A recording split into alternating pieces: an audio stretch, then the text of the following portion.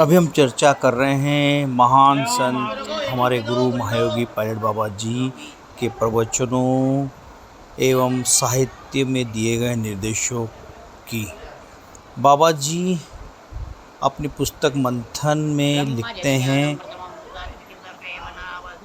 कि वह सर्वज्ञ हैं, सर्वत्र हैं, मुझ में हैं, तुम में हैं, वह सभी में हैं, सब कुछ में है, कुछ भी नहीं जो वह नहीं है। दुनिया में ऐसी कोई भी वस्तु नहीं जहाँ वह नहीं है। यहाँ भी है, वहाँ भी है, सभी जगहों में है।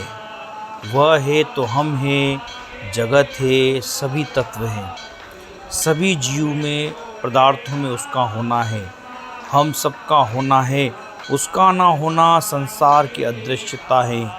सत्य भी असत्य भी वही है, वह दुख भी है, सुख भी वही है, वह जन्म भी है, वह मृत्यु भी है, वह पाप भी है, पुण्य भी है, वह स्वर्ग भी है, वह नरक भी है।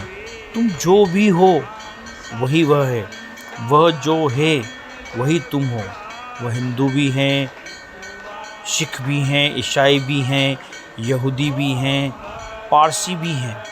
वह राम भी है, वह जीवन भी है, वह मृत्यु भी है, वह काल है। जो कुछ भी होता है वह वही है, जो नहीं होता है, जो नहीं है वह भी वही है। योग भी, विज्ञान भी, ज्ञान भी, अज्ञानता भी, कर्म भी, कथा भी वही है। वह सागर हैं और नदी भी वही है। वह साक्षात्कार हैं, वह अदृश्य है, वह परम अदृश्य हैं। वह अमीर भी है, गरीब भी हैं। वह परिजन है, वह हरिजन भी वह है। वह अणु भी है, परमाणु भी हैं। वह अजीव भी हैं और जीव भी हैं। शुद्र भी वही हैं, वही देव हैं, वही दानव हैं, देवता हैं, असुर हैं, किन्नर हैं, गंधर्व हैं, वही हैं। हर कोई वही है, सभी अवतार, सभी गुरु, सभी तीर्थंकर वही है, सभी संतगण और सारी संख्याएं वही हैं। वह स्त्री भी वही है, पुरुष भी वही है, पेड़ पौधे में भी वही है, पशु पक्षी कीड़े मकोड़ों में भी वही है। वह जल में, थल में, नभ में जितने भी चर अचर जगत है, सब में वह है। वही तुम हो और वही मैं हूँ, सब कुछ वही है। अब आगे बाबा जी कहते हैं कि ठहरो, ठहरो, रुक जाओ, अपने भीतर में उतरो एवं डुबकी लगाओ। सब कुछ तुम में ही है, उसे अनुभव करो। बाबा जी यहाँ पर उस परमात्मा की उपस्थिति को हर जगह दर्शाते हैं और उसे प्राप्ति का साधन बताते हैं कि तुम्हें उसको प्राप्त करना है तो ठहरना होगा। बाबा जी आगे लिखते हैं, हमारे देह युक्त जीवन में दुख का संयोग होता है, उसका जो वियोग है वही योग है। दुख के संयोग के वियोग का ही नाम योग है। उसी योग में आत्मा अपनी दिव्यता के साथ स्थिर होती है। अर्थात जब हमारी आत्मा से दुख का वियोग हो जाता है तब उसे बाबा जी ने योग कहा है। वेद अनुभूति अवर्णनीय आनंद की स्थिति है। आगे बाबा जी बताते हैं कि उसकी अनुभूति को वर्णन नहीं किया जा सकता। इंद्रियों की ब्रह्म तक पहुँच नहीं है, केवल बुद्धि के द्वारा उसको ग्रहण नहीं किया जा सकता। वह परागति हैं, सुख दुख के सर्वथा परे हैं, उसे शब्दों में समझाया नहीं जा सकता। बाबा जी बताते हैं कि योग का अर्थ है मिलन, अर्थात दुख से वियोग और आनंद के साथ योग। आत्म स्वरूप में होना, अनुभव और आनंद की प्रकाशता तक पहुंचना ही योग है। वेद 3 भागों में विभक्त हैं। एक को कर्म कांड कहते हैं, दूसरे को उपासना कांड कहते हैं और तीसरे को ज्ञान कांड कहते हैं। कर्म में कुशलता ही योग है। उपासना कांड भद्रता है। चित्तवृत्ति निरोध का योग व्रत है। मतलब चित्त की वृत्तियों का निरोध करना, यह योग बहुत ही बड़ा है। वेद के ज्ञान कांड कहलाता है। जीवात्मा और परमात्मा के एकीकरण को योग कहते हैं। कर्म कांड का अंतिम लक्ष्य निष्काम होकर कर्म करना है। कर्म करते हुए कर्म के बंधन से मुक्त होना ही उसके स्वरूप का अनुभव है। अर्थात जब हम कर्म करते हुए कर्म के बंधन से मुक्त हो जाते हैं, तब हमें उस परम तत्व का, परमात्मा का अनुभव होता है। उपासना कांड का अंतिम लक्ष्य अंतःकरण की वृत्तियों को साधना के द्वारा निरुद्ध कर परमात्मा के स्वरूप का अनुभव करना है। तरंग सहित जैसा मनुष्य अपना सुख देख लेता है, चित्त की वृत्तियों का निरोध होते ही दृश्य प्रपंच के दृष्टा परमात्मा का स्वरूप वैसा ही अनुकरण में दिखाई देने लगता है। बाबा जी का यहाँ कहने का तात्पर्य है कि जब वह किसी वृत्ति के साथ रहता है, तब उन वृत्तियों को वो देखता है। ठीक उसी प्रकार जब वह दृष्टा हो जाता है, तब वह परमात्मा का अनुभव करने लग जाता है। दृष्टा एक सुंदर विज्ञान है जिसका वर्णन योग के सूत्रों में पाया जाता है। बाबा जी आके लिखते हैं कि ज्ञान का अंतिम लक्ष्य अविद्या जनित अज्ञान को विद्या की कृपा से दूर कर आत्मज्ञान प्राप्त करना है। परमात्मा और जीवात्मा के भेद का जो मिथ्या ज्ञान है, उसको हटाकर जीवात्मा और परमात्मा की ओर सिद्धि करना है। योग का यही रहस्य है। तीनों उपासनाओं के रहस्य से समाधि अवस्था की प्राप्ति होती है। प्रभु की प्राप्ति और उसकी सानिध्य के प्राप्ति के साधनों को हिमालय के संत कहते हैं। उपासना का प्राण भक्ति है और कलेवर योग है।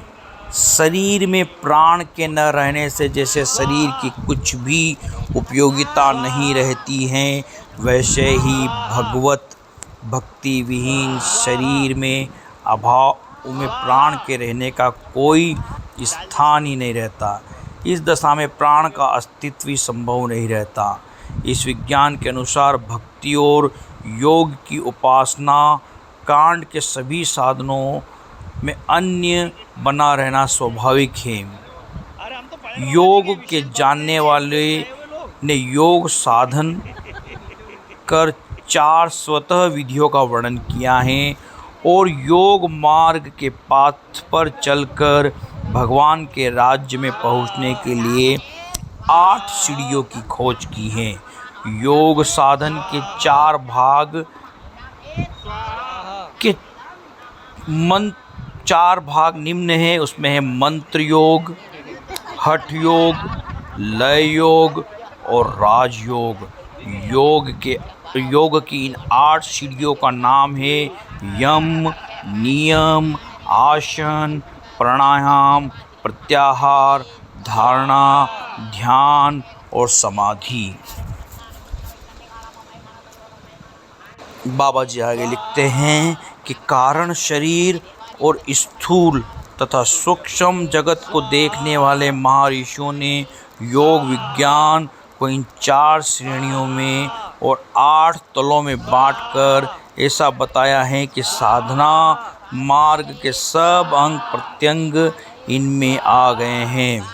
अब आगे बाबा जी मंत्र योग विज्ञान के बारे में कहते हैं कि मंत्र योग यह कहता है कि संसार नाम रूपात्मक है।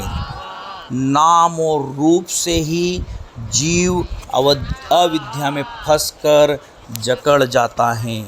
मानव जिस भूमि पर गिरता है उसी के अवलंबन से उठ सकता है। अतः नाम और रूप के अवलंबन से ही जब वह फंसता है तो नाम और रूप के ही अवलंबन से मुक्त भी हो सकता है। मात्र योग के ज्ञानियों ने, हिमालय के योगियों ने मंत्र योग के साधनों को 16 भागों में बांट दिया है।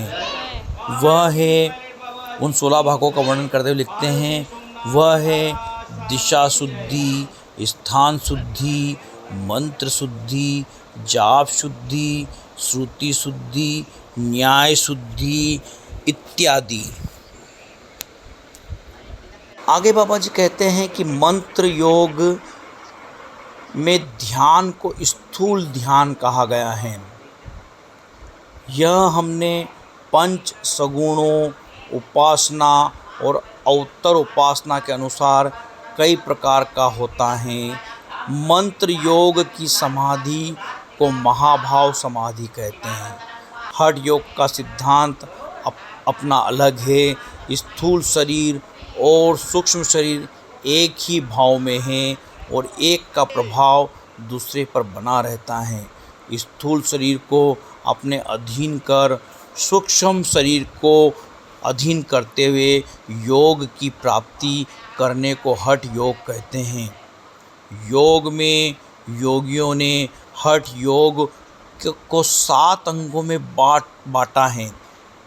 ये 7 अंग हैं: नेति, धोती, षटकर्म, आसन, मुद्रा, प्राणायाम आदि।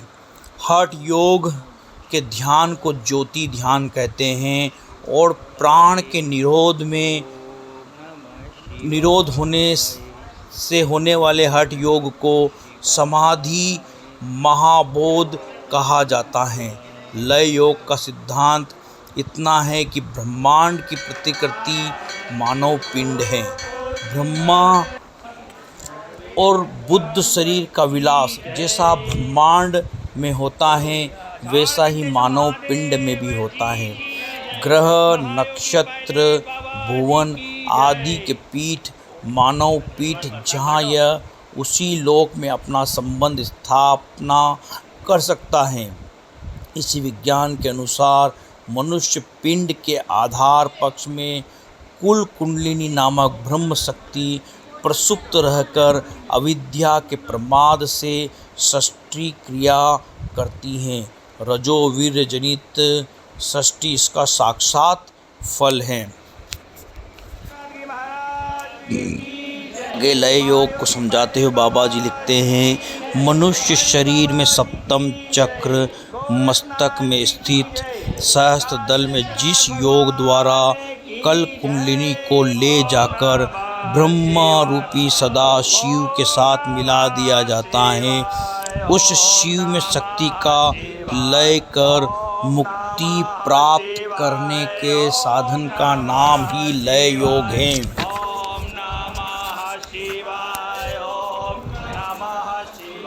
लय योग के भी 8 अंगे। लय योग के ध्यान को बिंदु ध्यान और लय योग की समाधि को महालय समाधि कहते हैं। राजयोग अन्य जिन योगों की चरम सीमा है उसके सिद्धांत यह है कि मन, बुद्धि, चित्त और अहंकार से संबंधित अंतःकरण ही जीव के बंधन का कारण है और मुक्ति का भी कारण है। जैसे अशुद्ध मन जीव को नीचे गिराता है और शुद्ध मन ऊपर उठाता है, उसी प्रकार इंद्रिया पर मन शुद्धि जीव को बंधन में जकड़ता है और जीव को मुक्ति भूमि में पहुंचा देती है।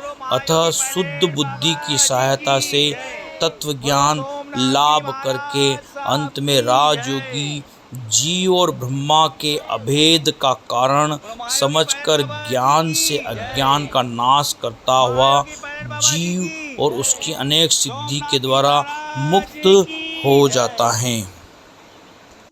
बाबा जी आगे राजयोग को समझाते हुए लिखते हैं कि राजयोग साधना के 16 अंग है।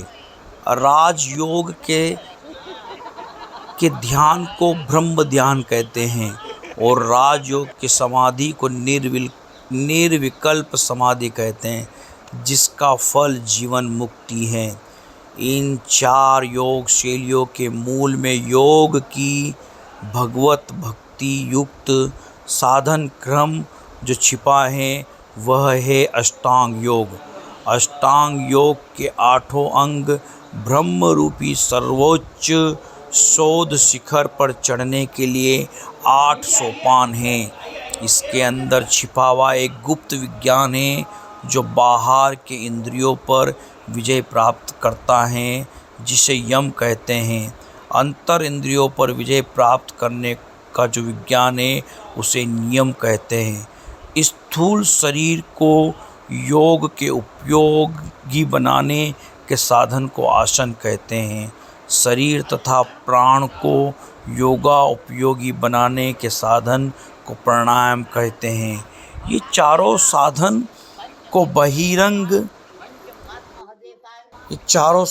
को बहिरंग कहा गया है। बहिर्मुख मन को अंतर्मुख करने के साधन को प्रत्याहार कहते हैं। प्रत्याहार से ही अंतर अंग का साधन प्राप्त होता है।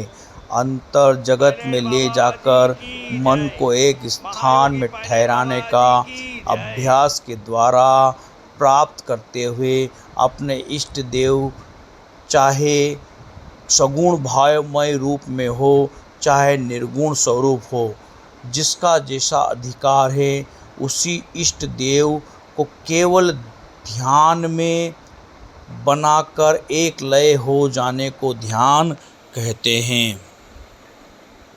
ध्यान ही आगे जाकर समाधि में परिवर्तित हो जाता है। वह सविकल्प और निर्विकल्प 2 प्रकार की समाधियों में बदलता है। निर्विकल्प समाधि ही सब साधन का अंतिम लक्ष्य है। यह सभी जीव हितकारी, सब संप्रदाय के अनुयायियों, सब प्रकार के उपासक और सब प्रकार के साधकों को परम हितकर हैं।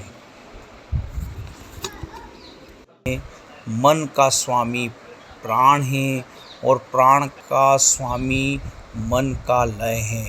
मन का लय नाद के श्रवण से होता है, अर्थात भ्रामरी मुद्रा में अपने 2 अंगूठों से कान, 2 तर्जनियों से आँख बंद करके आदि के बाद अंतर शब्द में मन का लगाना मन का लय है।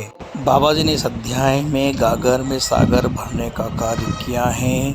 बहुत ही कम शब्दों में योग संबंधित अधिक ज्ञान इस अध्याय में हमें मिलेगा। मैं जब भी सन्यासी शिष्यों के बारे में बात करता हूँ तब मेरा कहने का तात्पर्य यह होता है कि बाबा जी के जो सन्यासी शिष्य हैं वो 24 आवर के योगी हैं और वे बाबा जी के साथ बहुत ज़्यादा रहे हैं, अतः उन्हें बहुत अधिक ज्ञान है। सन्यासी शिष्य बहुत अधिक ध्यान करते हैं, अतः उन्हें प्रैक्टिकली ध्यान के इस क्षेत्र का, आत्मज्ञान के इस क्षेत्र का वास्तविक ज्ञान है। अतः बाबा जी के सन्यासी शिष्यों के संपर्क में रहिए, खूब ध्यान कीजिए और बाबा जी के आश्रम में जाने का प्रयास कीजिए और वहाँ पर भी बाबा जी के समाधि पर ध्यान करने का प्रयास करें। ओम नमः शिवाय, ओम नमः शिवाय। इस वीडियो में कोई त्रुटि हो तो उसके लिए मैं क्षमा प्रार्थी हूँ। जय महायोगी पायलट बाबा जी की, जय महायोगी पायलट बाबा जी की। ओम नमः शिवाय, ओम नमः शिवाय, ओम नमः शिवाय।